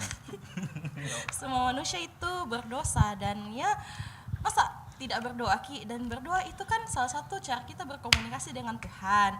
Nah kalau tidak berkomunikasi Ki sama Tuhan, bagaimana yang beda itu dalam kehidupan tak? Nah karena dibilang doa adalah nafas hidup orang Kristen. Jadi kalau kita tidak berdoa secara otomatis imannya kita pasti mati. Nah kayak misalnya ada juga yang di Alkitab itu yang orang pemucu kayak itu yang di belakang gereja itu dia berdoa, sementara orang yang merasa paling benar itu dia berdoa kepada Tuhan kayak Tuhan saya berbuat ini saya sudah sangat baik begini, dia berdoa. Sedangkan orang yang merasa dirinya sangat berdosa ini dia merasa tidak layak sekali untuk datang kepada Tuhan. Tuhan saya berdosa, saya tidak layak sekali bahkan untuk melihat menengadah ke atas, saya tidak layak. Dan kayak maksudnya Tuhan melihat itu, Tuhan melihat bagaimana hati kita ketika kita berdoa. Kayak kadang kita tuh kayak dalam membuat satu kesalahan atau kita jatuh dalam dosa, kayak kadang kita selalu bilang, Tuhan saya sudah tidak layak ini, saya sudah tidak ini. Kayak kadang bisikan-bisikan setan itu sudah bilang, kau tidak layak, kau itu anak Tuhan, kau tahu kenal Tuhan, kau kenal firman, kau ini. Tapi masa bisa kau begini, masa aku lakukan ini, masa aku lakukan itu, kayak muslihatnya si jahat untuk menjatuhkan kita. Dan kadang hal itu membuat kita down dan perlahan-lahan kita jauh daripada Tuhan. Tapi kayak sebenarnya Tuhan mau kau sudah jatuh begini, kau sadar, kau bertobat, kau kembali kepada saya begitu. Dan mungkin dalam hal itu kita bakalan tetap jatuh bangun, tetapi itu minta gunanya komunitas, gunanya orang-orang di sekitar kita untuk selalu menopang kita juga dalam doa, menuntun kita. Kalau saya itu Kak. Lagi mau tambahkan, Victor silakan. Ini pertanyaan yang tidak ada benar dan salah, karena ini based on experience gitu, pengalaman. Ya, kayak Tasya ini kayak berpengalaman sekali dari menjawab pertanyaannya. Ada pengalamannya juga sampai kayaknya. Kalau saya sih sebenarnya tidak bilang kalau kita berdosa itu kita tidak perlu berdoa, kita tidak perlu berkomunikasi dengan Tuhan. Saya dulu salah satu orang yang punya pemikiran sama seperti Putra. Saya itu sering sekali dijudge ketika saya berdosa, ketika saya jatuh dalam dosa ketika saya jauh dari Tuhan begitu. Tapi di situ saya belajar begitu. Saya belajar untuk terus datang kepada Tuhan, saya belajar terus untuk berdoa begitu. Karena kembali lagi bahwa setiap hari kita akan melakukan dosa. Dosa dalam artian bukan dalam artian kelihatan bahwa kita membunuh. Dosa bukan berarti dalam arti kamu meniatkan itu ya. Tapi bisa jadi kita jatuh di sana. Iya. Jadi kembali lagi bahwa ketika kita berkomunikasi dengan Tuhan, ketika kita berdoa dengan Tuhan, pasti dalam hati kita, Tuhan pasti akan lihat hatinya kita kembali begitu. Ketika kita berdoa dengan niat yang sungguh kepada Tuhan, saya yakin Tuhan tidak akan tinggal diam untuk mengubah kita, untuk membawa sesuatu ke dalam hidupnya kita begitu. Dan saya percaya itu karena ketika saya menghadapi situasi seperti itu, saya tidak meladeni hal apapun bilang, kau ini dijudge begitu, kau ini dibilang seperti ini. Tidak. Justru saya kembali dengan motivasi tujuan saya dalam hal berdoa begitu. Jadi saya tetap fokus, saya tetap berdoa kepada Tuhan dan di situ saya banyak belajar. Ketika saya berdoa, Tuhan mulai mengungkapkan satu-satu hal yang perlu saya perbaiki dalam diri saya. Terus dan step by step, nah disitulah pengajaran Tuhan mulai dalam diri kita begitu. Jadi menurut saya tidak perlu kita mendengar hal-hal yang negatif tentang diri kita, tapi percayalah kepada identitas dan tujuan hidupmu begitu ya. Ketika kau mengerti itu, kau akan fokus terus untuk berdoa. Oke. Ada lagi mau tambahkan? Arnold? Kalau dari saya Pastor mungkin simple sih, kayak di saat kau sudah sadar pasti bagaimana kau berkomunikasi sama Tuhan itu pasti melalui doa. Jadi pasti kayak kita berdosa, kalau kita sudah sadar pasti kita berdoa sama Tuhan. Itu sih. Oke. Ada lagi mau tambahkan, silakan. Saya mau kasih tahu gini ya. Ada 2 isu di cerita Putra ini. Isu yang pertama adalah apakah orang berdosa nggak boleh berdoa? Justru harus berdoa. Karena iblis akan selalu menjauhkan kita dari Tuhan. Ya kan? Dia kan pendakwa, dia akan selalu lakukan itu. Ini isu yang pertama, bahwa kemudian ada yang ngomongin Putra, kamu nggak layak itu berdoa dan lain-lain sebagainya. Jadi kemudian muncullah pertanyaan dia seperti itu. Ini kaitannya dia dengan Tuhan. Ini isu yang pertama dan kalian sudah jawabnya dengan baik sekali. Tapi ada isu yang kedua. Kenapa orang itu berpikir begitu tentang Putra? Ngerti maksudnya ya? Begitu. Itu artinya dia melihat ada sesuatu yang tidak sinkron. Iya dong. Antara waktu kau berdoa dengan kehidupanmu sehari-hari. Nah itu isu yang kedua. Itulah kenapa ya kita harus fair ya tentang hal itu ya kan. Betul tidak? Kita harus fair. Apa bicara mau dulu? Makanya sedang berusaha ini bro. Trial and error. Tapi enggak dihidupi, asik. Tapi gini lah. Kenapa orang itu bisa menilai kita seperti itu? Ya kita juga enggak boleh tutup mata kadang-kadang. Ya kan? Bisa jadi ada memang dari diri kita yang perlu diperbaiki. Itu isu yang berikutnya. Karena ini tidak semua orang akan seperti itu. Maksudnya ada juga orang yang sirik sama kita dan dia terus melakukan itu. Walaupun kita udah hidupnya, kita udah lurus-lurus, ada aja orang begitu. Tetapi ada juga orang yang dia melihat, wah lu kalau di gereja malaikat banget bro. Tapi begitu kau di luar, Lucifer pun ngiri sama kamu kan begitu. Ya kan setan pun iri. Nah ini kan masalah berarti. Ada perbedaan, ada sebuah gap, ada sebuah jarak yang orang lihat. Kamu enggak begitu deh. Nah, gap inilah yang harus kita hilangkan. Bukan kemudian kita menyalahkan orang itu, jangan suka menjudge. Tapi gimana kita bisa memperlihatkan hidup kita sebagai garam dan terang. Kalau kita di posisi kayak tadi berarti ada sesuatu yang mungkin kita memang perlu perbaiki. Dan kita harus juga jujur tentang itu. Jangan kita bersembunyi di balik kamu tidak boleh menghakimi. Tapi kita sendiri tidak pernah mau dikoreksi. Ini isu keduanya. Gitu loh. Coba mau aku bilang, coba. Coreng nanti. Tercoreng nanti gol cuci. Kan sudah minta coreng-coreng, saya coreng-coreng ini. Nah bilang aja kemarin. Saya sadar diri, maksudku memang jelek ini maksudku. Dia bilang, kok itu orangnya sering bicara kotor. Nah, begini, sekali lagi di komunitas kita yang penting adalah progres. Progres, bukan proses. Kalau kau berproses tapi kau tidak maju, itu sama aja bohong. Betul ya? Yang kita selalu lihat di Golsis ini adalah progres. Ya kan? Putra ini, kau dari kapan di sini Putra? 2000. Kapan kamu? Putra sama Vero itu lebih duluan Putra loh. Kapan?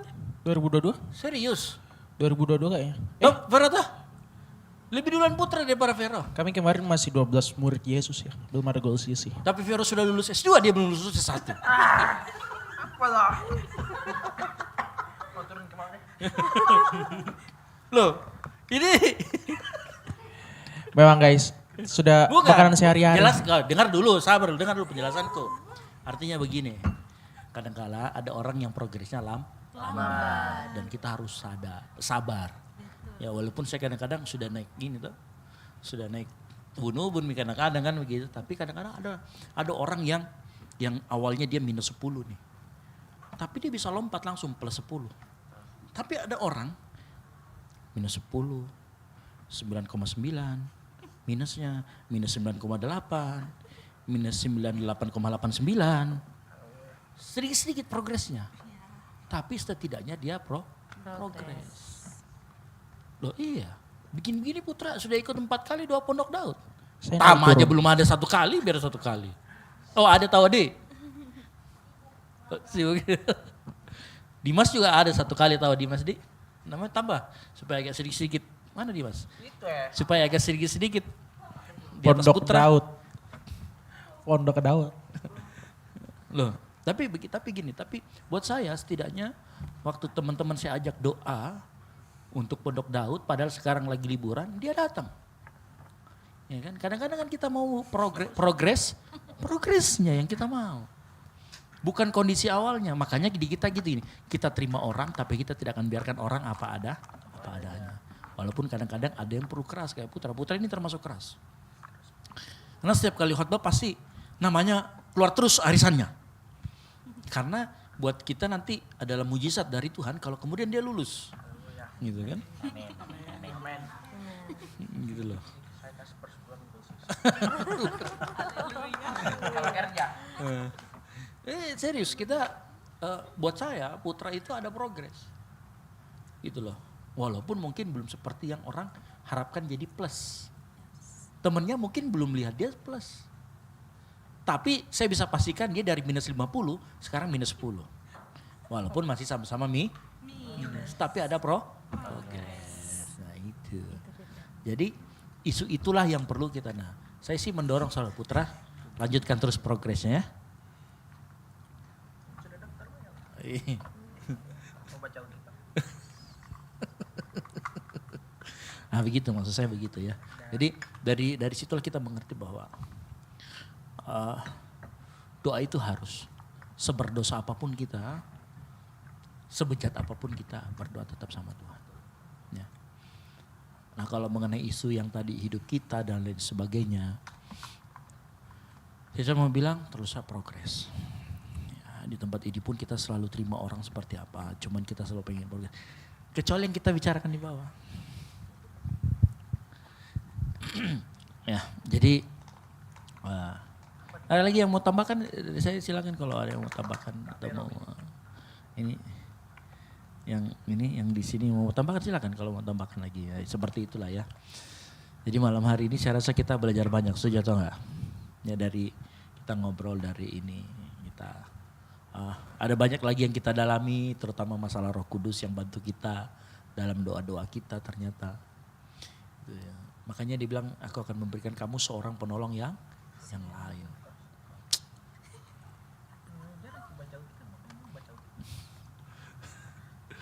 Yang satunya setia, yang satunya seorang penolong yang lain. Ya. Ya itu. tadi. Ya, dia akan bantu kita dalam segala kondisi dan keadaan kita. Nah ini kita perlu tahu, kita perlu sadari. Dan saya mau kasih tahu Tuhan itu sudah begitu baik. Bahkan saat kita berdoa pun Dia mau tolong kita dengan dikasih kita Roh Kudus. Terus Tuhan juga ingatkan kita, menguatkan kita dengan firman Tuhan. Dia ingatkan kita akan janji-janjinya. Saya rasa sangat keterlaluan lah kalau kita kalau kita tidak memberi respon dengan cara hidup yang benar di hadapan Tuhan. Kan begitu. Ya. Nah saya mendorong kita semua, sekali lagi saya selalu dorong kita semua untuk kemudian belajar firman Tuhan, baca firman Tuhan. Saya tahu tidak semua firman Tuhan kita bisa mengerti. Itulah kita ada kayak saya ini pembimbing rohani. Saya itu open 24 jam, kalian mau bertanya apapun. Sandi Badi itu kadang-kadang tiba-tiba tengah malam tanya sama saya. Atau apa pertanyaannya? Kak, siapa itu yang kasih tahu? Kan kalau ada ceritanya, ini contoh ceritanya. Kan Yesus cerita dengan perempuan Samaria. Berdua Ji. Dari mana dia tahu itu percakapannya? Murid-muridnya kan yang tulis nih, kitab Yohanes kan yang nulis. Ya Yohanes gak ada di situ. Bagaimana dia tahu ini percakapannya? Ayo coba aku jawab. Berarti Tuhan cerita sama Yohanes.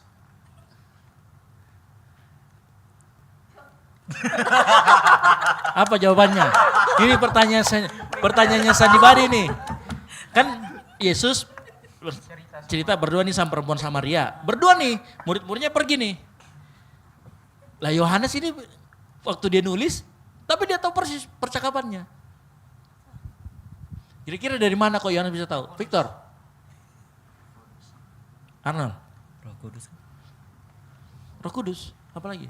Tasya apa? Sama kayak Kak Victor. Enggak tahu. Apa? Enggak tahu dia. Kak Victor bilang bisa jadi Tuhan Yesus yang cerita ke... Ini yang ngomong ya. Sorry. Jangan kau ikuti Kak, biasa tersesat. Apa? Tapi itu make sense. Apa ya? Kalau bukan Roh Kudus, karena Yohanes itu salah satu sahabat terdekatnya Tuhan Yesus begitu. Siapa tahu Iya. Tuhan Yesus kasih tahu ke Iya. Yohanes. Dia langsung diceritakan Iya, transfer. Betul. Tapi kan kita nggak tahu. Enggak, ini saya tanya betulan. Terus ada lagi juga kasus, contoh misalkan, ini kan Yohanes bicara berdua sama ini.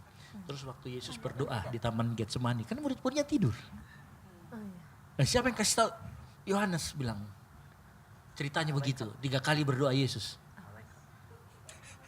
Iya, ini Sandi Badi bertanya loh tengah malam. Kau bayangkan kalau ada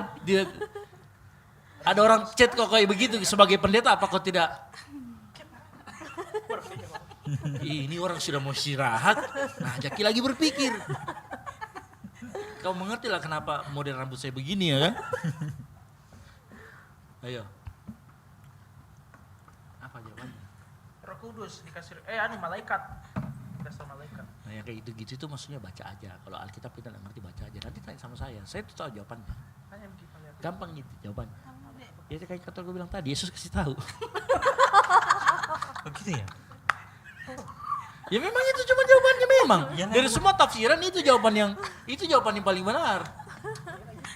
Iya, Yesus yang kasih tahu.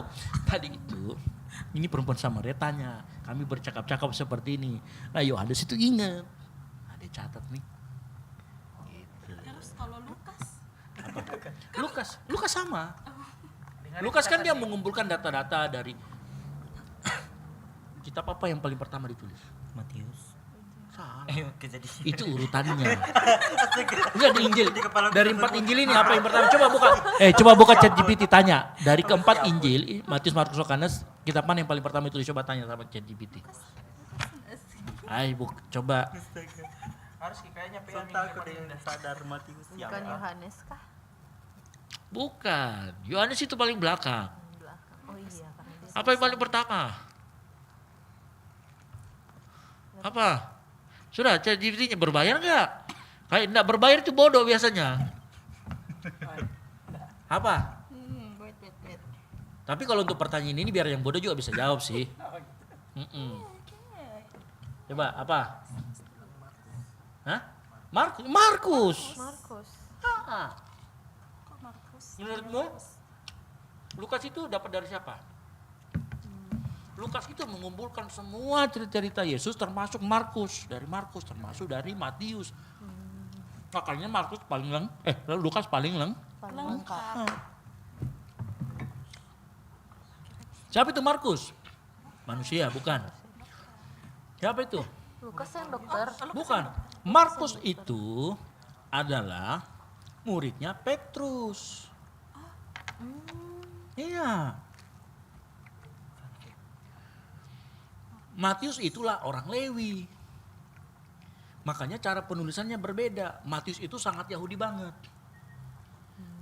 Tapi Markus, karena dia dapat cerita dari Petrus, makanya POV-nya berbeda. Lukas dia kumpulkan dari semuanya. Yohanes itu paling terakhir. Matius itu berbicara tentang kemanusiaan Yesus. Makanya silsilahnya dimulai dari apa? Silsilah kemanusiaan Yesus. Inilah silsilah Yesus. Yohanes itu bicara banyak tentang ketuhanan Yesus.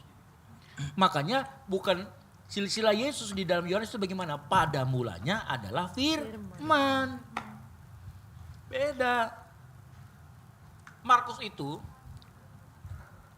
jadi makanya kalau kalian perhatikan, Matius, Markus, Lukas, Yohanes, Matius sama Yohanes itu inner circle-nya Yesus, 12 murid Yesus. Tapi Lukas sama Markus ini dari murid 70 namanya.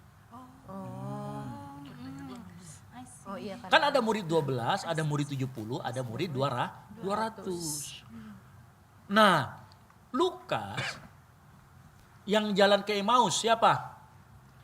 Kleopas sama Lukas.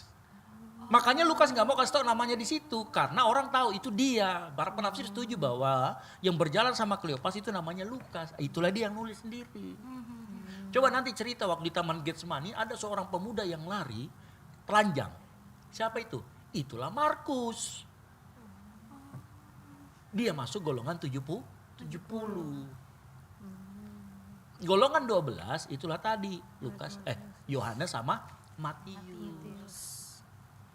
Gitu. Nah, kenapa harus begitu? Karena Yahudi mengenal namanya dwiganda saksi. Saksi itu minimal harus 2. Jadi dalam inner circle Yesus, 12 murid Yesus ada 2. Dari inner circle 70 ada 2. Begitu. Jelas. Makanya mereka punya POV berbeda-beda tetapi merujuk kepada pribadi yang sama. Gitu loh. Tidak bertentangan, tapi mereka menceritakan dengan versinya masing-masing. Gitu loh. Jaga pendetamu tuh sejauh begitu. Isi itu. Makanya tanya lah. Kalau misalkan kita baca firman Tuhan ada kita tidak mengerti, bertanya aja. Dia pertanyaannya harus dibadi itu. Dia paling banyak bertanya PA. Kak, adakah betul-betul itu malaikat menikah sama manusia? Nah, anak-anaknya dulu zaman perjanjian lama itu tinggi-tinggi besar raksasa. Oh iya. Nefilim. Katanya anak-anak Allah mengambil anak-anak manusia. Mengambil istri dari anak-anak manusia. Lalu kemudian lahirlah raksasa. Benarkah itu menikah sama anu? Ayo. Ada lagi yang bertanya gini, Kak, uji karbon dunia ini itu tuh sudah jutaan tahun. Tapi kalau kita melihat umur bumi dari Alkitab, itu cuma 6.000 tahun loh, Kak. Yang benar yang mana ini? Halo. Loh iya, uji karbon kan? Bagaimana, apa jawaban, Kak?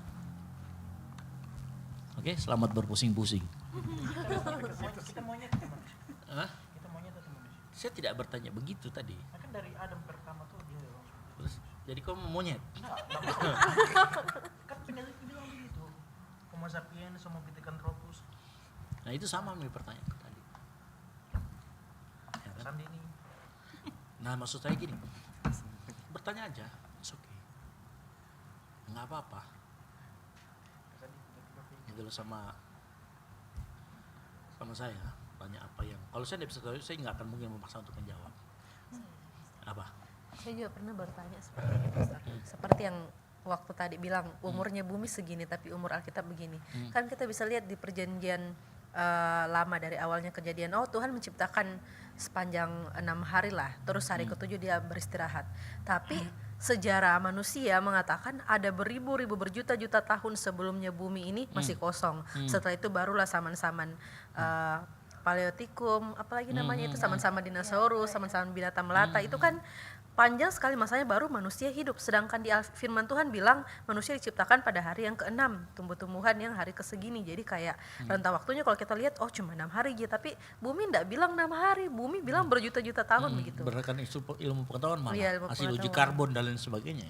Kan nggak mungkin sains bertolak belakang dengan firman Tuhan. Justru ketika kita mengetahui sains, semakin kita tahu kalau Tuhan lah yang menciptakan bumi begitu, karena sains dengan Terus Alkitab kan jawabannya apa sejalan kira-kira? gitu.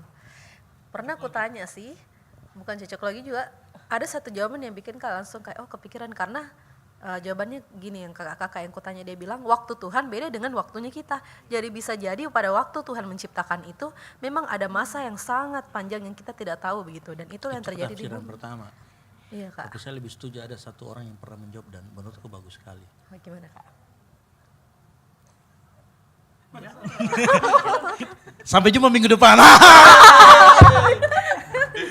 Sampai jumpa minggu depan. Jadi gini ya, jawabannya itu simpel. Bumi tidak diciptakan dari nol. Bumi diciptakan dengan usia yang sudah dewasa. Bisa nggak Tuhan menciptakan sesuatu yang umurnya sudah ratusan juta tahun? Bisa nggak Tuhan menciptakan sesuatu yang umurnya ratusan juta tahun? Ya bisa toh. Bisa sih, tidak ada yang mustahil. Iya toh. Betul. Terus, kalau Alkitab ngomong 6.000 tahun, waktu 0 tahun pertama, Tuhan ciptakan bumi itu kondisinya sudah ratusan juta tahun. Yang kalau diuji karbon ratusan juta tahun lebih masuk akal nggak? Buat saya lebih masuk akal itu ketimbang tadi. Waktu Tuhan beda sama waktu kita. Betul.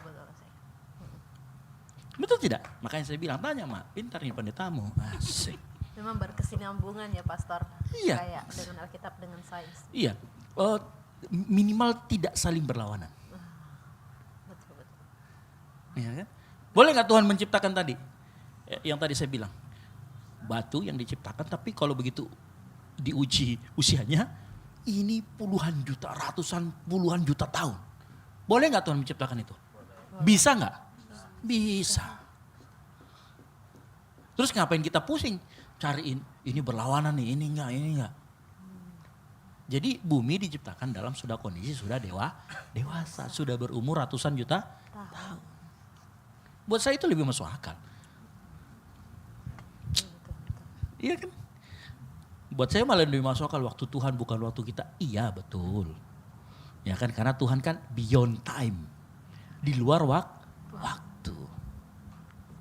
Iya kan? Aneh lah. Ya gitu. Oke. Kayaknya sudah selesai.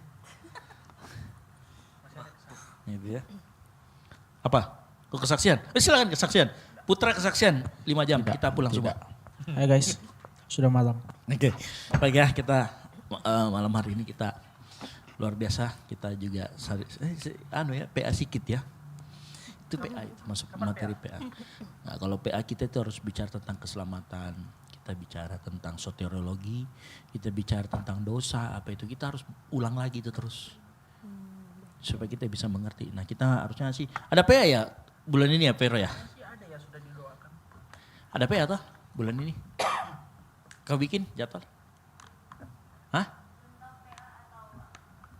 PA lah, pendalaman Alkitab. Jadi kita bicara betul-betul tentang firman Tuhan ngomong tentang apa gitu ya. Jadi bukan cuma sekedar kita bicara tentang sharing live, tapi kita perlu juga tahu apa itu. Oke baik, kita akhiri sharing kita malam hari ini. Nanti Victor berdoa, tutup kita dalam doa. Silakan. Kita berdoa. Kembali kami mengucap syukur untuk berkat anugerah-Mu yang luar biasa dalam kehidupan kami.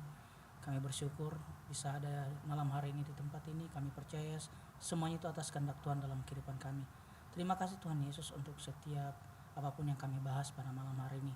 Setiap kebenaran-Mu, setiap kesaksian dalam kehidupan kami. Kami yakin dan percaya setiap sharing firman kami pada malam hari ini. Kami yakin dan percaya Roh Kudus sementara mengerjakan semuanya itu dalam kehidupan kami. Dan kami percaya Tuhan Yesus Engkau sementara bekerja dalam kehidupan kami. Terima kasih Tuhan Yesus. Pada malam ini kami akan pulang. Engkau memberkati kami. Kiranya damai-Mu terus menyertai dalam kehidupan kami. Ini ucapan syukur kami dalam nama Yesus. Haleluya. Amin. Amin.